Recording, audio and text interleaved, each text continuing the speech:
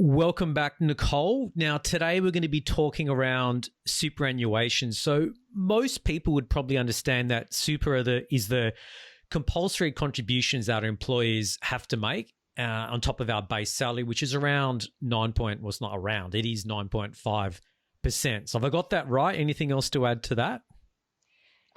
So super, I think one thing that I might sort of say at the front is superannuation is a tax-effective environment that people use to save for their retirement. It's not a product.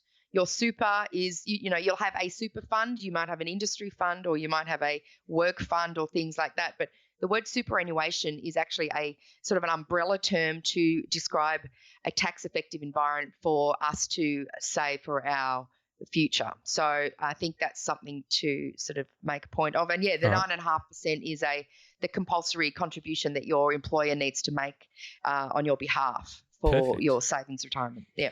Now, the first question I've got to ask, and you hear it a lot in the media, that this magic number of $1 million you need in super when you retire. Fact or fiction? Well, it depends on how you want to live. So let me just say that I do have some stats here. Savings, if you own your own home, so there's it's called the retirement standard that we use. We're looking at how people live and what you need to live on. So if you were a couple and that you own your own home, and so you've paid out your debt and you would like to live on $60,000 a year. So you need to go back to that budget. We always go back to the budget. We call it a spending plan, remember, sorry, Nicole? I know, sorry. We do call it a spending plan, but so we know what we're spending and what our costs are. Yeah. And then if you can live on $60,000 in retirement, you would need $640,000 in savings. Okay. To retire on. If you were a renter and you don't own your house, that's where that $1 million comes in. If you want to live on $60,000. Now, if you want to live on $100,000, you're going to need more than $1 million. Yeah, so sure. It's really relative to what you, how you want to live and what you're spending now. And what I sort of say to people when I'm talking to them is, sort of say 75% of what you're living on now would probably be the right amount to start thinking about for retirement, unless you want to go and do, if you want I keep telling people to have a fabulous retirement. So, do you want to go overseas every year? What do you want to do? So it's always relating back to the cost of your annual spend. Yeah. But they're the numbers. So couple needs $640,000. A single person would live on about $43,000 a year comfortably. This is a comfortable retirement. Yeah. They would need $545,000 in savings. That's retirement savings. So and to have their house paid off. Okay. If you're a renter and you're single, you would need $940,000. So that's where the numbers are coming from. Okay, all right. We're going to talk, because obviously, I mean, they're not insignificant amounts of money you've quoted there, and we're going to talk a little bit later on about salary sacrificing, but I would imagine the name of the game here is really starting early. Yep. So with any investments, whether it's super or outside of super, the number one magic ingredient is time. So time is the magic where it all happens. So the longer that you're investing, the longer that you've got your money in the market, the more money you will make. And it's all to do with compounding interest. So basically it means that as your money earns money, it continues to grow, and it exponentially grows after about 20 years. You'll see a lot of compounding interest graphs. And if you go to the ASIC Money Smart website, you'll be able to see some work on compounding interest. And you've probably, I don't know, I keep thinking everybody's heard this before, but I probably hear it because I'm in this industry. But compounding interest is the eighth wonder of the world.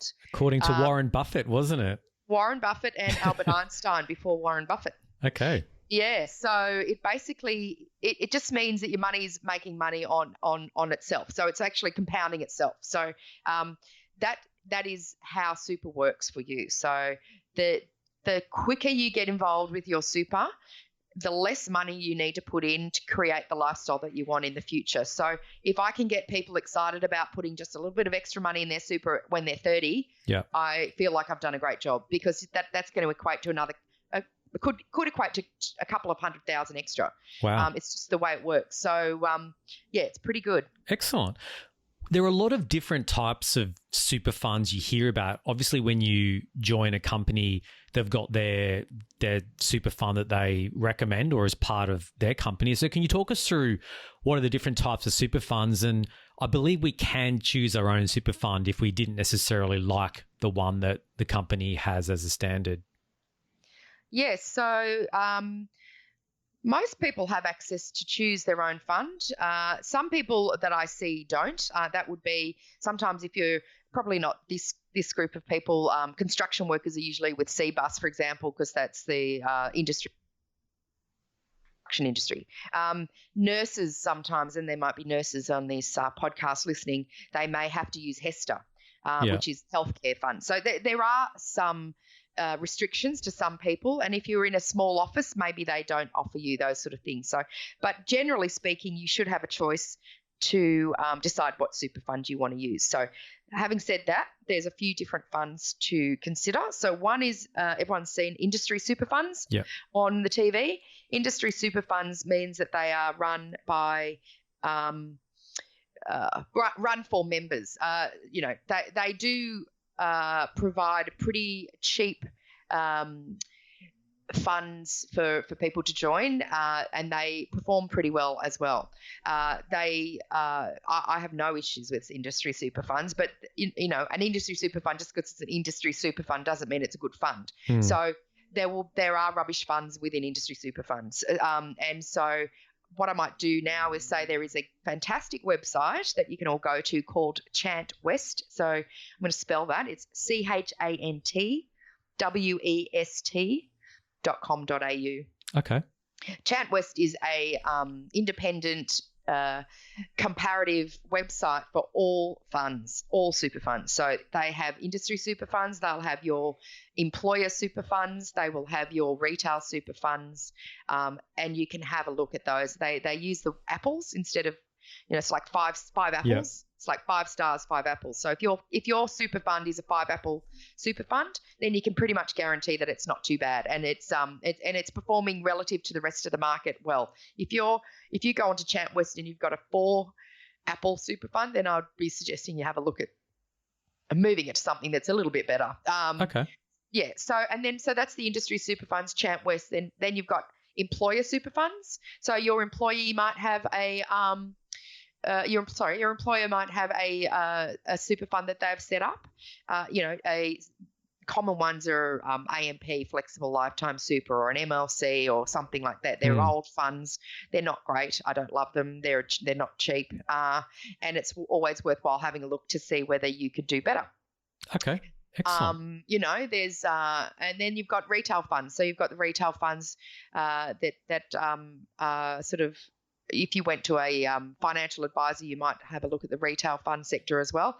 So they're all the industry funds and the retail funds are actually not all of them, but they are sort of coming in line with fee schedules.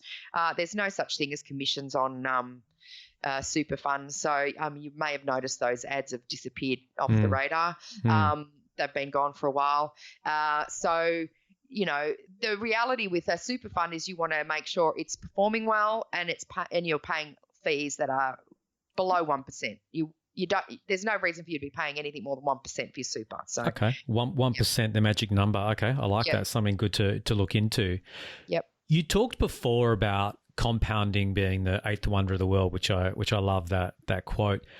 Salary sacrificing. So salary sacrificing, from my understanding, is when we make those extra contributions from our salary above what our employer would already put into it, in which case we spoke before is 9.5%. Should we all be looking at salary sacrifice? And I guess I mentioned this in the context that some of the numbers that you gave before that we would need in retirement, as I said, they're not insignificant. So I'd imagine salary sacrificing is a great way to really boost up our balance and then taking advantage of that whole notion of compounding. Definitely, 9.5% is not going to get you to where you need to be. So, if I want to be very blunt about that, you have to put more money into your super. Unless you're making $300,000 and you're putting, a year and you're putting $30,000 in a year, well, then okay, we're talking in a different sort of league there. But generally speaking, the sort of average person making average salary, 9.5% is not going to get you to where you need to be. So you need to consider doing some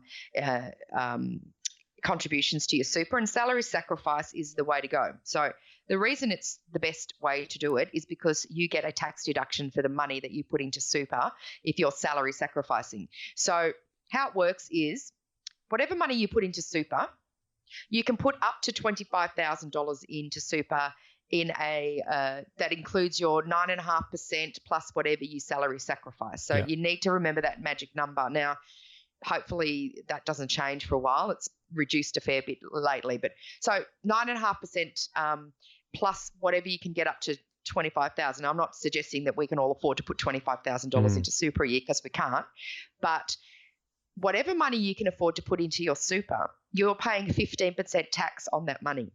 So most people are on a 32.5% tax bracket, So if you put money into super and you're only paying 15% tax, you're actually giving yourself a 17.5% tax break on the money you're putting into super. So you're actually going to get some money back in your tax, as well as create a better lifestyle for yourself in the future. So it's really a bit of a no-brainer for me. And the earlier you start, the less money you need to put in. And it's could be just a matter of, I would like to think that anybody, if everyone just puts an extra 5% in of their salary, I mean, if you can afford a 10% extra, that would be fantastic. But, and the more you put in now, the more choices you have as you get older. I mean, I don't want to be working till I'm 70. I'm not going to do that. So I'm maximizing my super contribution. I mean, I'm 53. I've got to do it. I'm sort of at that age. But I've always put more money into my super so that I've got a bit more choice. So and getting a tax deduction along the way, why wouldn't you want to do that? Absolutely. This, I guess, harps back to the first episode where we spoke about spending plan and budgeting and all those things, because I would imagine you would see clients who would say, oh, look, with my lifestyle, I can't afford to make the extra contributions. So I guess it's getting back to that basic idea of money management and freeing up that little bit now to make what would be a massive difference later on in life. Yeah, absolutely. Like if you can save, even if it's $50 a week that you put into your super fund, it's better than not putting it in. And you are creating. I mean, I keep going back to the Asset Money Money Smart website. It's just brilliant. You've got calculators there that can show you the effect of compounding interest and to put money in super, those sort of things. It's really quite a good tool there. But I just think, you need to be smart about this, and you do need to pay your debt down too. And that's what money is needs to be split a lot of ways. But the superannuation side of things, people aren't very excited about it because it's such a long way out. But if you think about your future self, and what do you want your future self to be doing? Do you want to be sitting around not having any money when you retire? Or do you want to be traveling around? Do you want what is that? Like, are there things that you can sacrifice now so that you can have a better future? And I don't think putting an extra 5% of your salary into super, if you're going to get a little bit of a tax break back, is going to I think most people could afford to do that. I think, I'm not saying everybody can, and I'm not trivializing the cost of living, because we're all struggling, but it's just a matter of prioritizing what is important and what is important to you. So I would say having the extra cup of coffee, or going out for an extra breakfast, or going out and buying 2 bottles of wine when you're having lunch, rather than going to someone's house with 2 bottles of wine that you paid $30 for instead of $80. Those these are the things I'm talking about. Make the changes to your everyday life so that you can make the right decisions with your money, so that you can have the lifestyle that you want in the future as well as now. So, yep, I like it. No, good advice. When we look at our super, where should we be investing it? There's a lot of different options. There's Australian shares, overseas shares, property, balanced portfolios, growth portfolios. It sort of goes on and on and on. What would be your advice to someone when they look at that? And I guess it probably depends on their age as well, right? Yeah, it does. Okay. First thing is, you need to diversify. Everyone's probably heard this word. Diversification means that you have to spread your money around a lot of different asset classes, and asset classes are for everybody is property is an asset class, cash is an asset class, international shares is an asset class, international property is an asset class, international cash. Australian cash, Australian property, domestic fixed interest, all those kind of things, Australian shares. So these are asset classes. Now, the reason we say you need to diversify across all of those asset classes is because none of them behave the same all the time. So when at the moment, the Australian property market's gone crazy. It's actually cooling off now. But when the market is running hot in property, the share market doesn't do as well. And we've seen that. So when the share market's running hot, the property market doesn't do as well. So what you want to be doing is having your money invested across all asset classes according to your risk profile. So going back to that risk profile thing. And I would say that most, I haven't looked at everybody's website, but I would say most industry funds would have a risk profiling tool on their website, so you can have a look at it. So the younger you are, the higher the risk you can take. The older you are, the closer you are to retirement, or if you are retired, the less risk you want to take with your money. So you don't want to risk losing too much capital. But what I see with superannuation is that I see younger people being too conservative, and that actually does. It's a bit like shooting yourself in the foot, really. You're not taking advantage of the years that you've got to accumulate your wealth. So you want to have a look at that. I would say if you were between up to age 50, I can't imagine why you'd be in anything less than sort of a growth sort of portfolio, which means you would have 20 or 30% in cash and fixed interest, and the rest would be invested across the other asset classes. As you approach retirement, you need to realise that we are going to be in retirement for probably 25 to 30 years. So the other thing that I see is people get a little bit too conservative around retirement as well. So we need to talk about longevity and things like that. So don't put all your money in Australian shares, because Australia's share market is 2% of the world's market. We don't have any manufacturing. We don't have any IT. We don't have whole lot of all of the brands that we all use all day and every day are not in the share market. So that's the number one thing I would say. Everyone with self-managed super funds seems to think all they need is an Australian share portfolio. I don't quite get that. But okay. You need to have money in the market around the world. So you need to have, but all of if with an industry fund, they will have a risk portfolio that has been set up. They might have a growth portfolio. They may have a balanced portfolio. Balanced means like sort of 50% cash and fixed interest and 50% in growth assets like, Australian shares and international shares.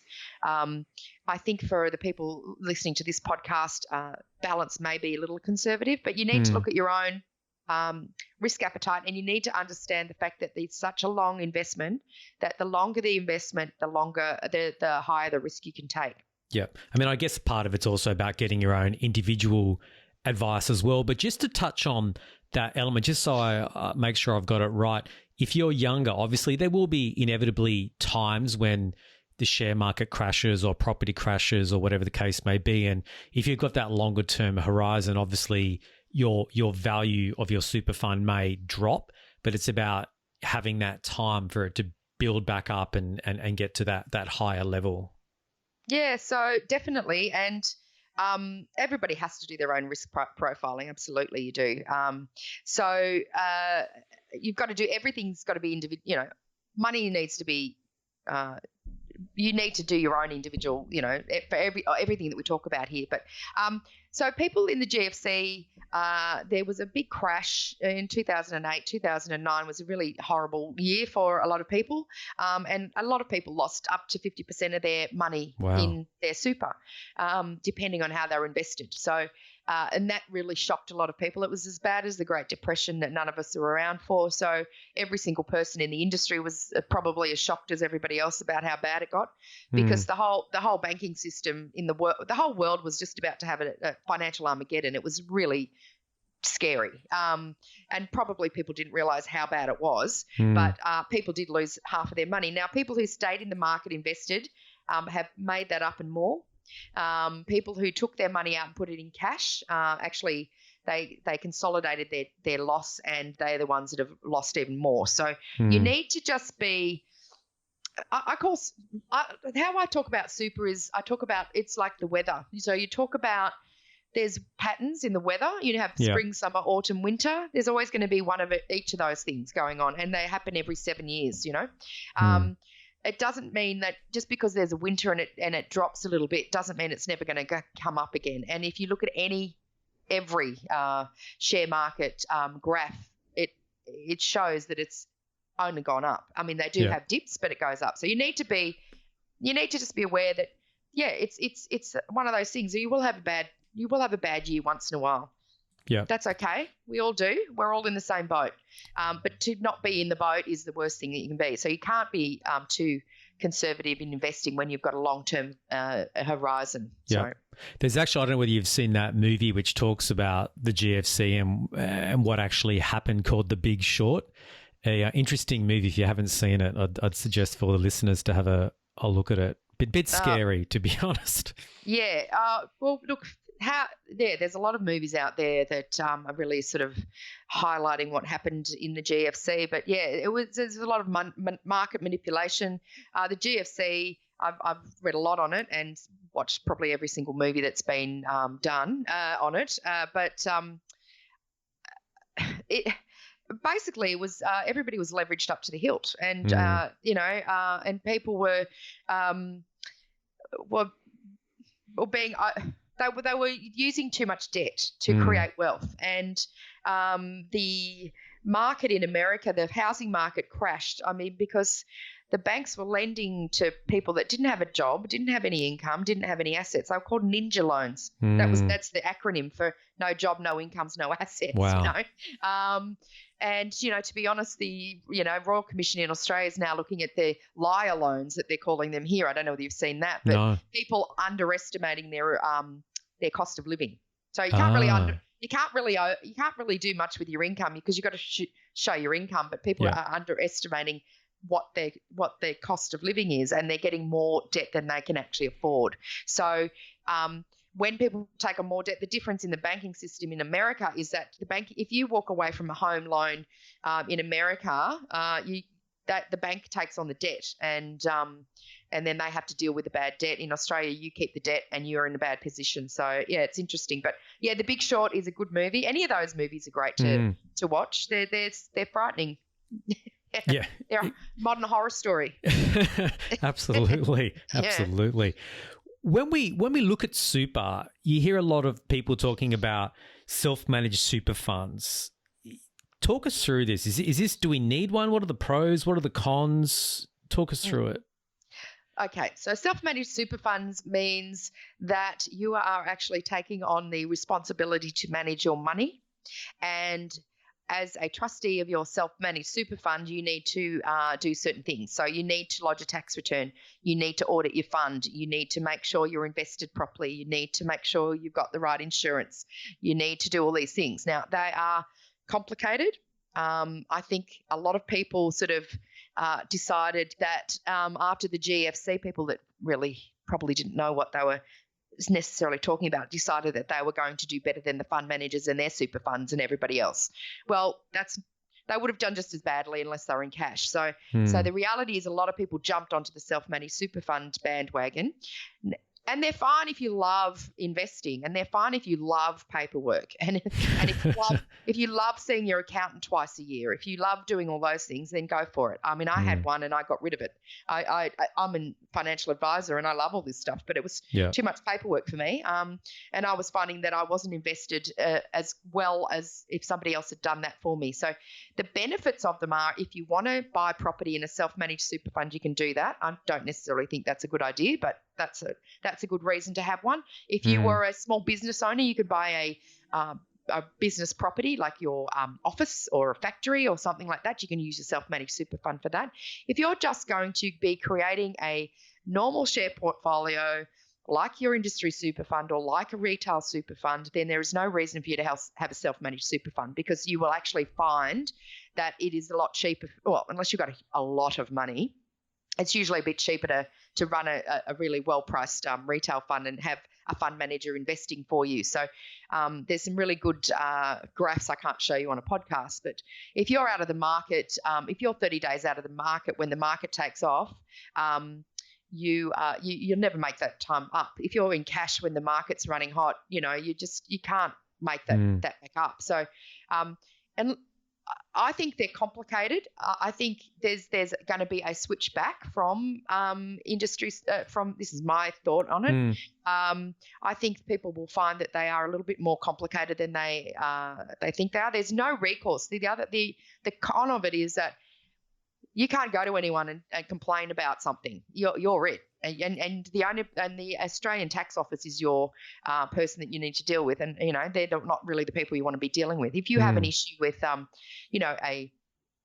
your industry super fund will invest for you, your retail super fund will invest for you. If you've got an issue with any of those funds, then you have the financial ombudsman, and you have the dealer groups and all that sort of stuff to deal with. So you've got a lot more back office support if you don't run your own self-managed super fund. You're sort of on your you're on your own. You're it.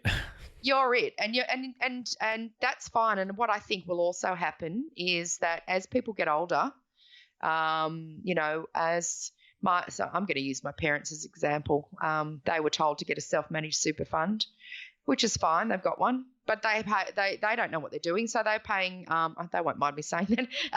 They're paying a financial advisor to create the investment portfolio for them. They're paying an auditor to do the auditing for them, and then they're paying a tax agent to do their tax for them. Now, I reckon if I did the numbers and I put them in something that was a bit cheaper, they would never have to worry about it.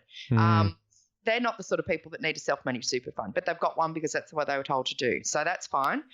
As they get older, my dad's turning 80 in December. If something happens to him, he's getting dementia. Mum's going to be dealing with a self-managed super fund she's got no idea about.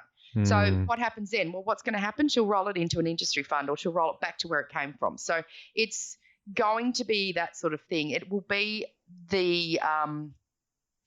it will be difficult for older people to manage these things on their own, and that's my concern with it. So they're good if you want to do tricky things like buy property and things. You need to have a self-managed super fund, but you can buy property outside of super as well.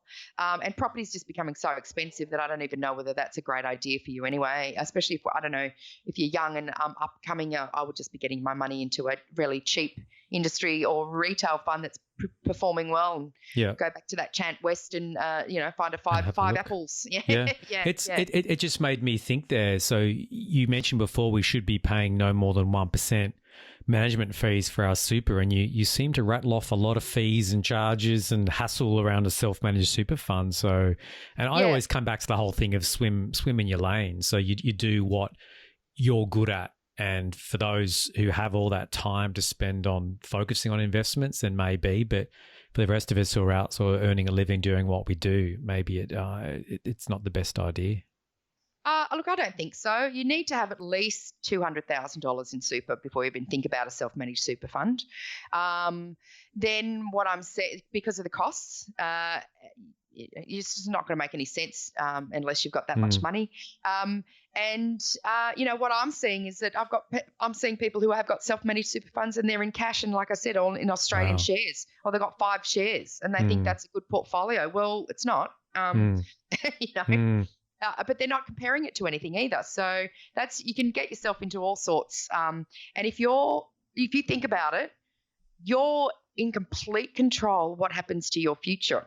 And if you don't know what you're doing, well, who are you going to blame? You're just taking on way too much responsibility and risk, as far as I'm concerned. And even the people that I think are really good at what they do, and I'm going to put myself in that situation. I'm exceptional at what I do, but I wasn't running my self-managed super fund properly. Yeah.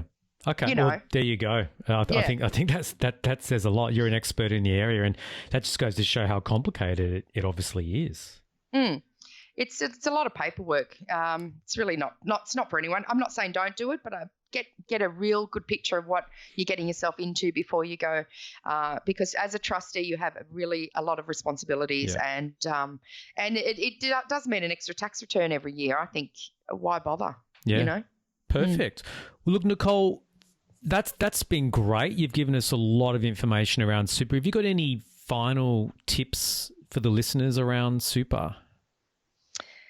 Well, with super, I think one thing I would say is that you need to understand that the only sort of downside, there's a couple of downsides, I suppose. Let's be realistic. The government does seem to like to tinker around the edges with super rules, but that's not to say that it's still it is the most tax effective investments environment available. Yep. So you're paying less tax while you're creating your wealth.